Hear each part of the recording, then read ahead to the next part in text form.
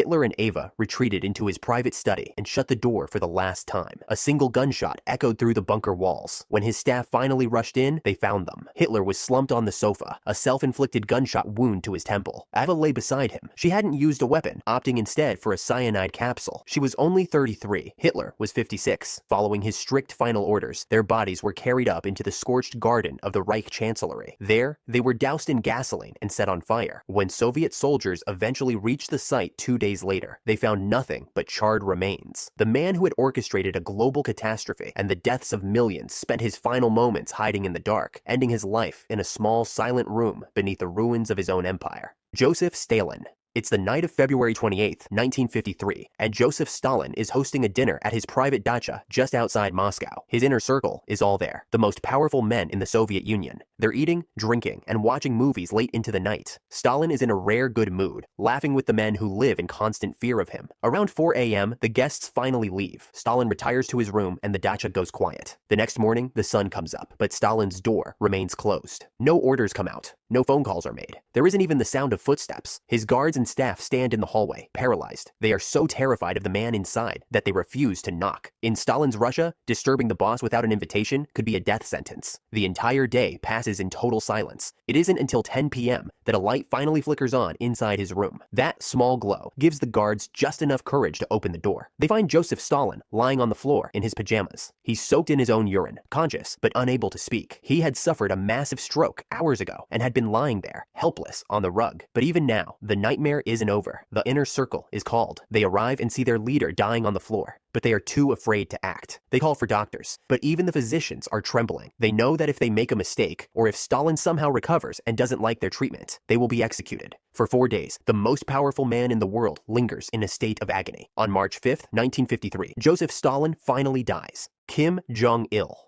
It's December 17th, 2011, and Kim Jong-il is boarding his armored private train as it prepares to move across North Korea. He is 69 years old. For 17 years, he has ruled the country through famine, isolation, and absolute terror. He is a man obsessed with control, yet he is haunted by a single paralyzing fear: flying. Because of it, he lives his life on the rails, turning a luxury train into his mobile capital. But somewhere along the tracks, his heart gives out. A massive heart attack strikes while the train is in motion. Between stations, isolated in his private compartment, the dear leader dies. The regime says nothing. For 2 straight days, the world has no idea he's gone. When state television finally breaks the silence, the famous anchor, Ri Chun-hee, appears on screen, dressed in funeral black. Her voice cracks. Tears stream down her face as she delivers the news. Muammar Gaddafi. It's October 20th, 2011, and 69-year-old Muammar Gaddafi is crouching inside a cold concrete drainage pipe. He isn't in a palace. He isn't in a bunker. He's on the outskirts of Sirte, the last city still loyal to him,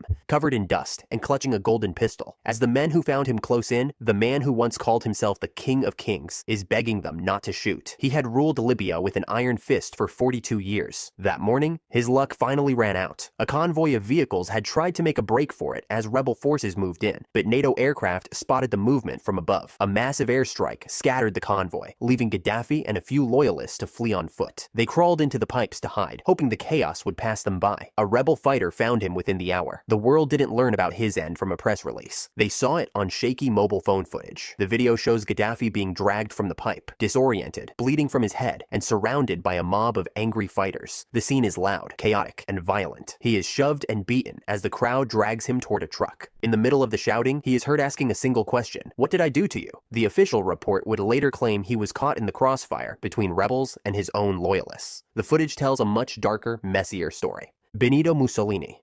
It's April 28, 1945, and the body of Benito Mussolini is hanging upside down from the roof of a petrol station in Milan. He is 61 years old. Just 2 days earlier, he was still convinced he could escape. As his regime collapsed and Allied forces moved in, Mussolini made a desperate run for the Swiss border. He wasn't traveling as a dictator. He was disguised as a common German soldier, huddled in the back of a military truck, heading north along Lake Como. But at a partisan checkpoint, the disguise failed. A fighter peering into the convoy recognized the famous face wrapped in a heavy coat, pretending to be asleep. He was arrested on the spot and taken to a small house in the village of Giulino di Mezzegra. There would be no long trial and no chance for a final speech. The following morning, orders arrived from the partisan command. The Duce was to be executed immediately. Mussolini was walked outside to a low stone wall. In his final moments, he reportedly pulled open his jacket and told the firing squad to aim for his chest. They shot him twice. His body, along with that of his mistress Clara Petacci, who had refused to leave his side and was killed with him, was dumped into the back of a van and driven to Milan. They were taken to the Piazzale Loreto, the very same square where Mussolini had once displayed the bodies of executed partisans to terrify the public. This time, the roles were reversed. A mob of thousands descended on the bodies. They hung Mussolini upside down from a metal beam above a petrol station, his face battered beyond recognition. The man who had promised to restore the glory of the Roman Empire was now a spectacle for a city in ruins. Italians stood in line for hours just for the chance to spit on him. Saddam Hussein.